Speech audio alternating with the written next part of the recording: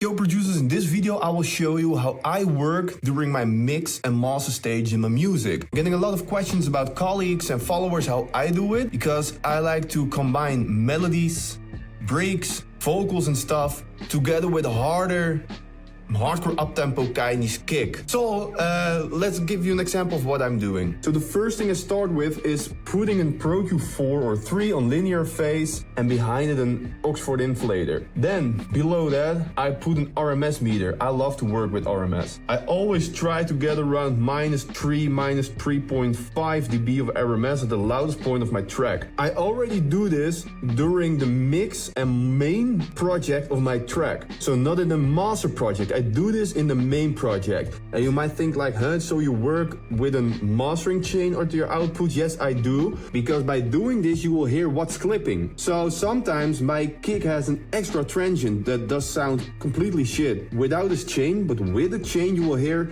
it's cutting better through the mix. I'm cutting away more low end of the lead. I'm lowering some high end on the leads and other stuff. This is something you won't hear if you do not put a mastering chain on your output. So that's step 1. After you have been creating your song with a mastering chain on the output and mix with a master chain, you export your track in 3 or 4 stems. A kick stem, a music stem, and maybe a percussion stem. I load this into a new mastering project, and this is my master project. If I now throw my master chain on this project, your track will sound 9 of 10 times pretty good, because you did already mix with a master chain. By doing this in a new project, you have a little bit more overview, so in this way you can better, in my opinion, do the final details, balance the kicks, maybe remove a little bit of high end or volume in the lead when the kick is dropping. Just that final detail, and my mastering chain is more in depth. If I'm happy with the result, I export it again and then I load it in again. And all the way at the end,